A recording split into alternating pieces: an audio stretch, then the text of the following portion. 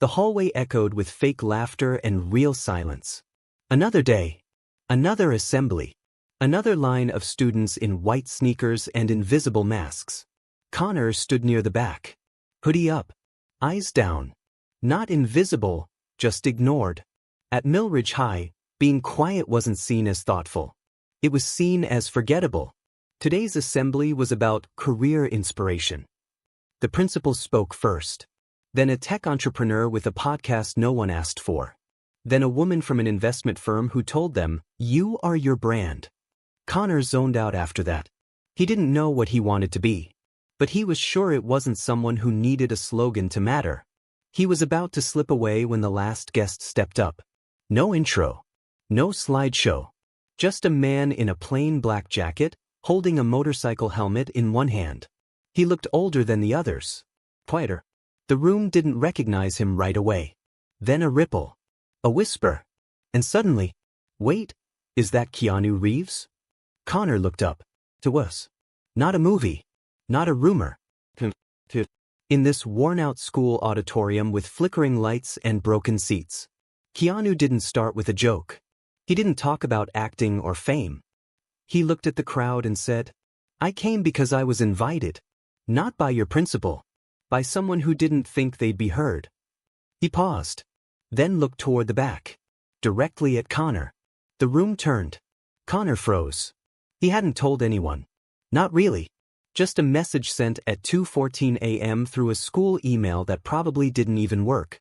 Subject line, "Do people like me matter?" He never expected a reply. Let alone this. Keanu didn't call him out. Didn't say his name. He just stepped forward and said, "Sometimes you write into the void. And sometimes the void writes back." The room fell silent. No clapping. Just something deeper. Tension. After the assembly, students buzzed. Phones out. Videos already online. Connor didn't stay. He slipped out the side door. But as he reached his locker, something fell from the vent above. A folded envelope. On the front. For the one who wrote at 2:14 a.m. Inside. A note. A location. And 7 words that made his heart stop. "I want to show you something real." Connor didn't sleep that night. He read the note over and over. It was handwritten. Ink smudged in one corner, like whoever wrote it paused too long between thoughts. The location was simple. Dock 7. Old Rail Yard. 6:30 p.m. The note didn't explain anything.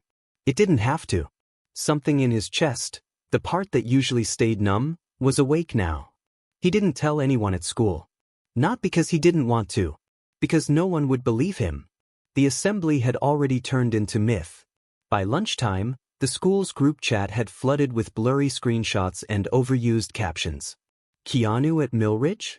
Matrix IRL? My school cooler than yours," smiling face with sunglasses. But no one mentioned what he said. Or who he said it to. Connor ate his lunch in silence. But this time, it didn't feel lonely.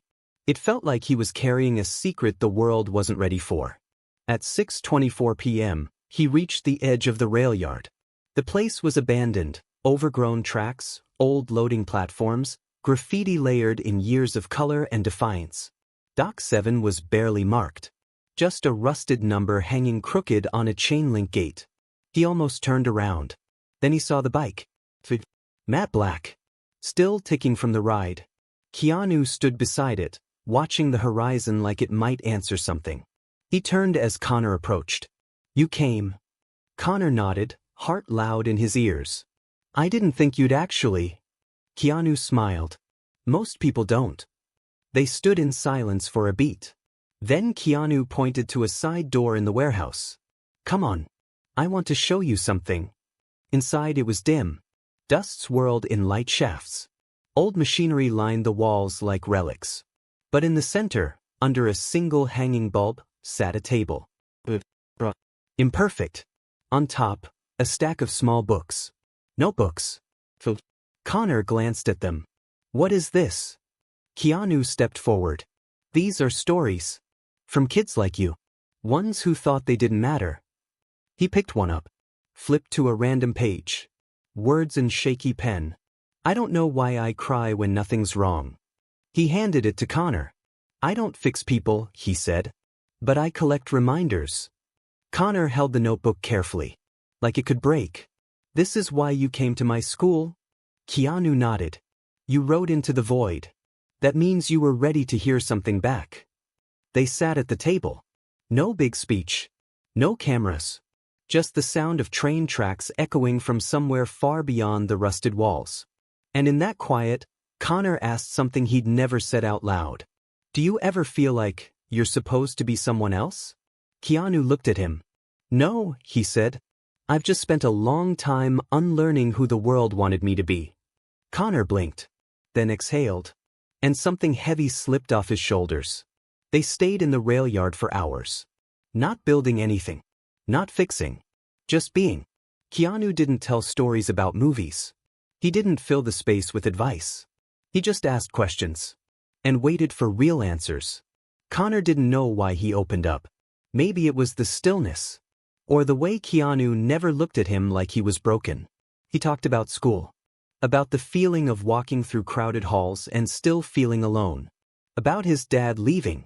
About how sometimes silence was easier than disappointment. Keanu nodded. Didn't flinch. You know, he said, there's a difference between being quiet and being silenced. Connor looked up. I think I forgot how to tell the difference. When they finally stepped outside, the sun had set. The sky was bruised orange and gray. The air smelled like rust and distance. Keanu reached into his jacket and pulled out a small envelope. Inside, a card.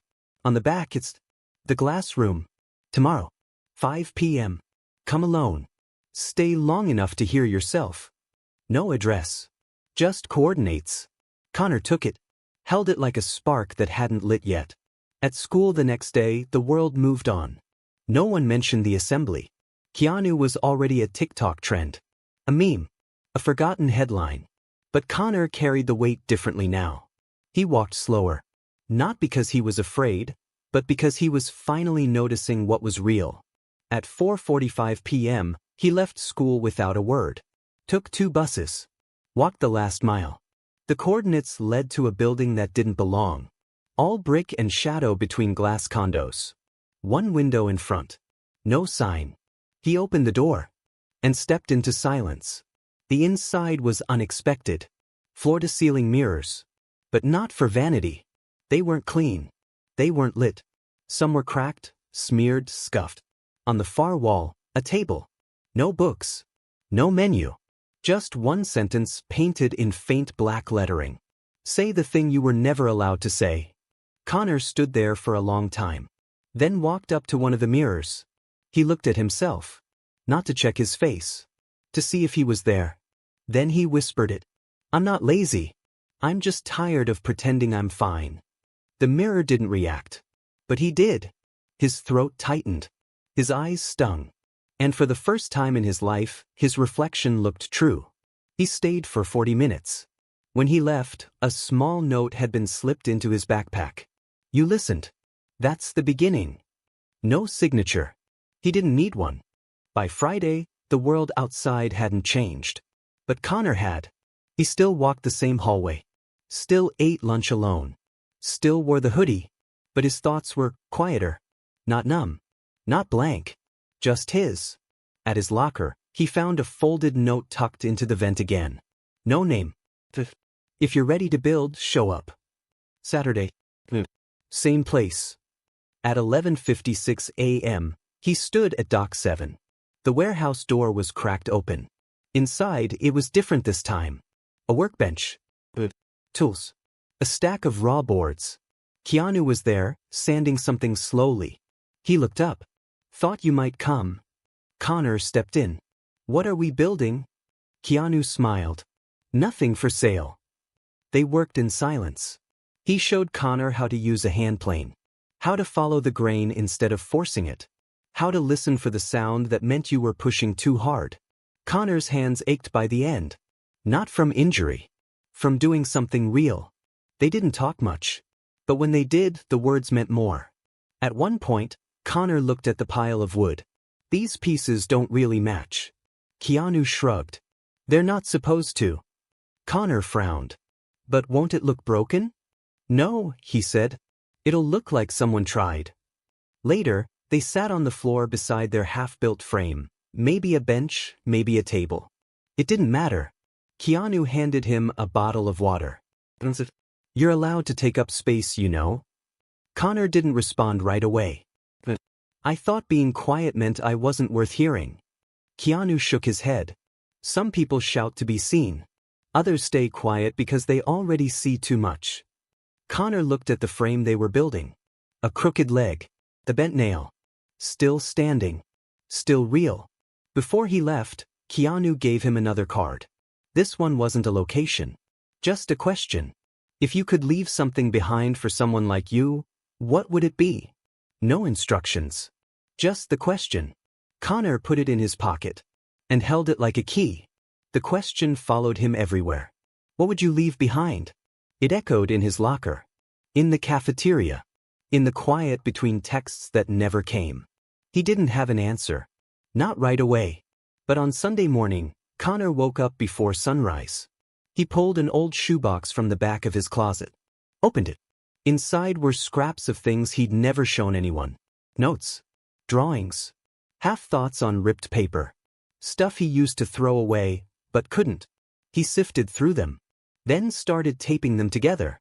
One by one. Like pieces of a map to somewhere real. That afternoon, he returned to the warehouse. Keanu was there. Always early. Always calm. He looked up from the workbench. "You brought something." Connor held out the taped pages. Awkward. Fragile. Keanu took them without a word. "Read the top line. It's not that I don't care. It's that no one ever asked why I stopped." He nodded slowly. "Let's build something around this." They made a box. Rough. Uneven. Honest. Inside they placed the papers. And a new card. For the next person who thinks they're alone. They didn't talk about it much. But when it was done, Keanu carried it to the far end of the warehouse, a wall lined with shelves. Connor hadn't noticed them before. Each shelf held a single box. All different. All unlabeled. Keanu placed his beside the others. "Now it's here," he said. "For who?" Connor asked. "For whoever comes next." The next day at school, things felt different. Not better. Not easier. But wider. He noticed a girl crying in the stairwell.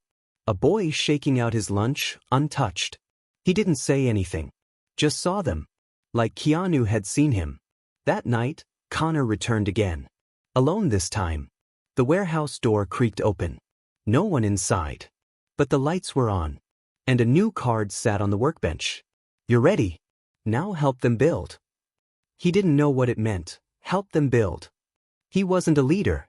He wasn't loud. He wasn't even sure how to finish a sentence without second-guessing it. But the next day at school, something shifted. He noticed things he used to ignore. In the library, a kid was sitting alone at the edge of the window seat, sketching in the corner of a math workbook. Connor sat one table over. Didn't interrupt. Just stayed long enough to make space. The next day, that same kid slid over one of his drawings without a word. It was a sketch of a figure, hoodie up, sitting on a rooftop, staring at stars. The caption read, "Still here." Later that week, during art class, a girl ripped her own painting in half after the teacher made a careless comment. Everyone else looked away. Connor picked up the torn half from the floor. Gave it back to her. "Still worth keeping." She blinked at him. Then nodded once. Didn't throw it away. That Friday, he taped a small note inside his locker. Just one sentence. "If you need somewhere to go, leave a drawing under locker 143. No one responded. Until the next week. 3 slips of paper appeared under his locker door. Each one anonymous. Each one honest. "I don't know how to be liked without pretending. Every day I walk in here hoping I disappear less than yesterday. I miss who I was before I started trying to be normal." He brought them all to the warehouse that night. Placed them in a new box. No name. No label. Just added it to the shelf beside his. Keanu wasn't there. But Connor didn't need him to be. There was a note on the table. Taped under a clean piece of sandpaper. "You're not collecting pain. You're building proof that it was real. And that someone stayed anyway." Connor folded it. Pocketed it. exhaled. He looked around the warehouse and started sanding the next piece of wood. The warehouse had a rhythm now. Not loud, not scheduled, but real. Boxes appeared. Some small, some locked, some with scraps of paper barely legible. Connor never asked where they came from. He just made room for them. At school, people started noticing him. Not because he changed outfits. Not because he talked more. But because he saw people. And in return, they started seeing him. One afternoon, a girl named Lena, who always sat alone in the art room, caught up with him after class. "You're the locker 143 person, right?" Connor hesitated, then nodded. She didn't say anything right away. Just pulled something from her bag. A journal. Filled to the edges. Torn pages. Doodles. "I think this belongs on your shelf," she said. He took it carefully. Opened to a random page. "I only ever cry in motion. On the bus. In stairwells. Walking home. I think stillness would break me." He looked up. "It's beautiful." She smiled, small. "It's messy." Same thing.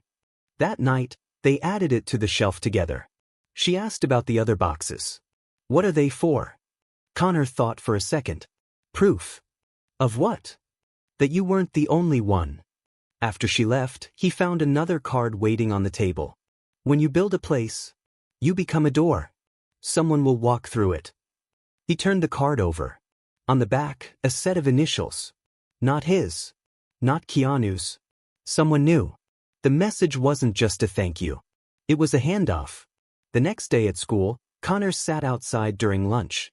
Back against the wall. Light breeze. Hoodie half-zipped. A younger kid walked past. Slowed. Sat down beside him. Didn't say anything. Just pulled out a pencil. Started sketching. Connor didn't ask what it was. He didn't need to. He just passed him a page from his notebook. Blank on one side. And on the other. You don't need to explain it. You just need to put it somewhere. The kid nodded once. And kept drawing. The warehouse kept growing, but not with walls. With meaning. Every new box told a story. You couldn't always read them. But you could feel them. The weight of paper. The shape of grief. The edge of something unspoken. Connor didn't call it therapy. Didn't call it art. He just called it proof. By now, a quiet network had formed. No names. No rules. But messages began showing up in strange places. Slipped between books in the library. Folded into pencil cases. Written on sticky notes in the back of math class. Each one said the same thing. Doc 7. Bring what you can't carry alone. One night, as Connor placed a new box on the shelf, he noticed a change. A small wooden plaque had been mounted above the racks. He hadn't put it there. But it looked carved into the surface. The room that remembers. He stood there a long time, hands in his pockets, watching the dust settle on the light. Later that week he found something new at school. A napkin. Folded once. Placed on top of his lunch tray. He opened it slowly. In calm, slanted handwriting. "You've built something. Now let's see if it holds." And below it. "Tomorrow. 3 p.m. Auditorium." No name. But he already knew. The auditorium was empty when he arrived. Seats silent. Curtains drawn. Movement.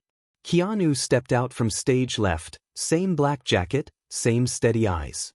But this time, he wasn't holding a card. He was holding Connor's notebook. The one from the shelf. He didn't say anything right away. Just offered it out. "You left this," he said. Connor took it slowly. "It felt like it didn't belong to me anymore." "It still does," Keanu said. "But now it belongs to others too." They stood in the half-dark for a while. Then Keanu said, "You ready to speak?" Connor blinked.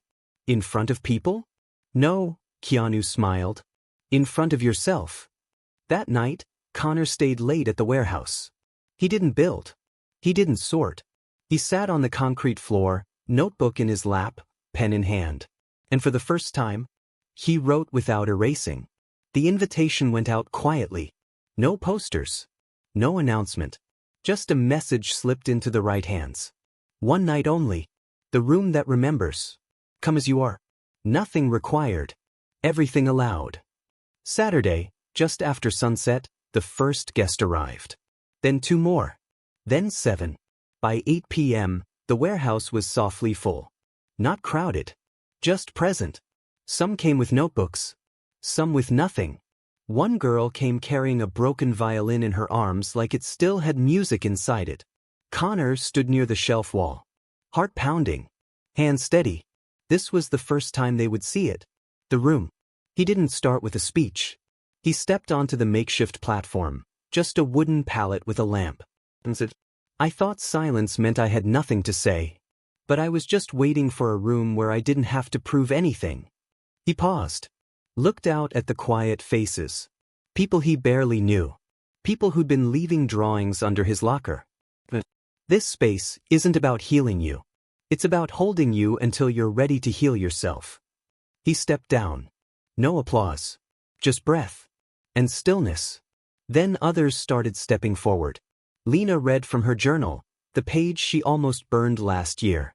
The younger kid showed his sketchbook, filled with monsters that looked suspiciously like math teachers.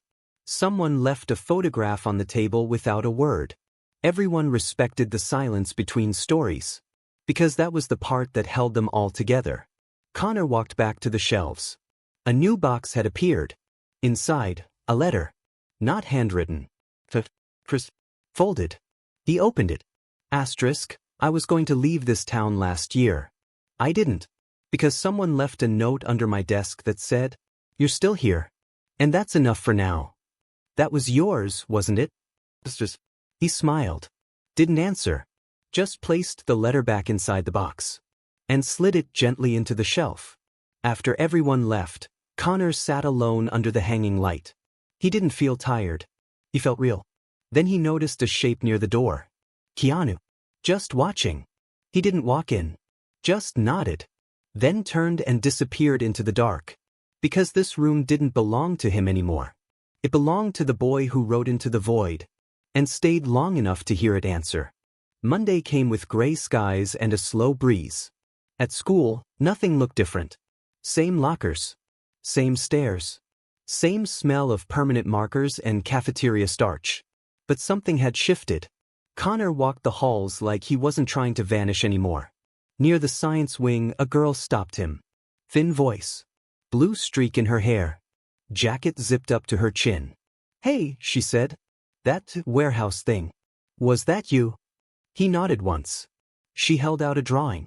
A messy charcoal sketch of a hand holding a flame. Underneath, "I don't want to disappear anymore." Connor took it gently. "I know the shelf where this belongs." Later that day, he found a message in his locker. Folded into the shape of a star. "I didn't say anything Saturday. But I saw you. And I left feeling like maybe my silence is worth something." He smiled. That evening, back at Dock 7, Connor added the new letter and the drawing to the shelf. Then he sat down to carve. Not a box this time.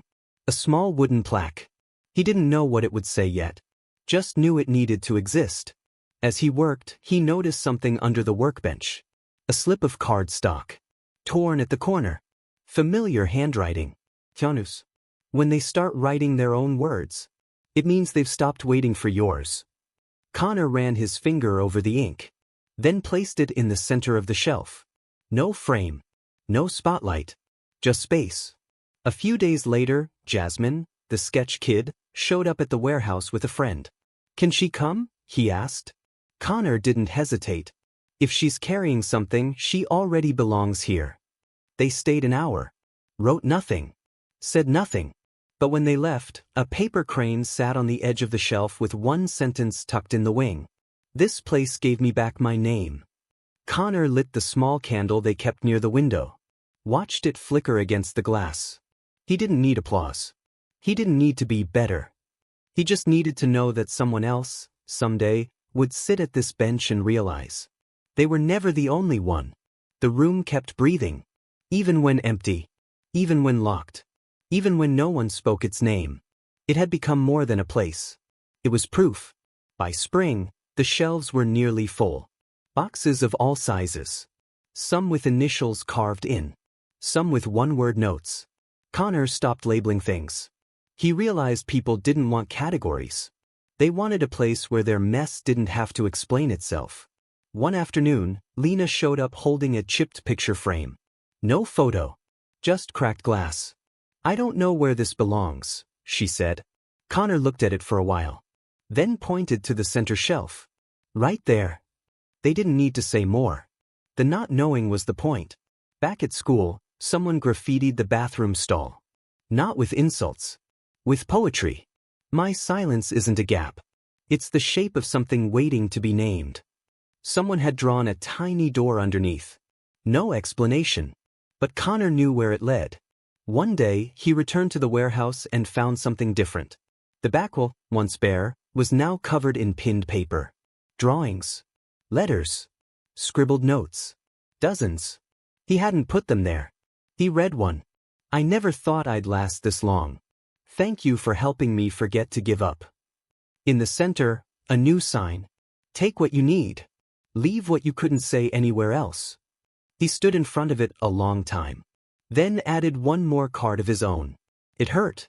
And I stayed. Pinned it without a second thought. That night, as he locked up, a familiar sound echoed from outside. Motorcycle. So familiar. Connor stepped out. Keanu sat on the bike. Helmet resting on the tank. He looked older than before. Same eyes. "Still building?" he asked. Connor nodded. "Every day." Keanu smiled. "Good. Means I don't have to anymore." Connor stepped closer. "You leaving?" "Not far. There's always another room." He reached into his coat, handed Connor a sealed envelope. Inside, a blank card. Nothing written. Nothing needed. Connor looked up. "What's this for?" "For the next one who writes at 2:14 a.m. The warehouse stayed open. Not officially. Not publicly. But always, somehow, open. The door never locked. The shelf never emptied. The workbench always had something waiting to be built. Connor didn't run it. He held it. Like a heartbeat. Letters kept coming. Not addressed to anyone. Just left on the table. Taped under the window. Tucked into the toolbox. One read. "This place didn't heal me. It gave me permission to keep trying." Another said, "I didn't leave a box. But I left a version of myself that's no longer alone." Connor read them all. Not to solve anything. Just to witness. At school, people still came to locker 143. Sometimes with questions. Sometimes with silence. Sometimes just to sit. Connor didn't offer advice. He offered presence. And sometimes, when someone was ready, he passed them the blank card Keanu left behind. He always said the same thing. "You don't have to fill it. Just carry it until you're ready to write." One afternoon, after exams, Connor stood at the back of the auditorium. Same flickering lights. Same tired seats. Another assembly. Only this time, he wasn't in the crowd. He was on the list. The principal fumbled through the intro.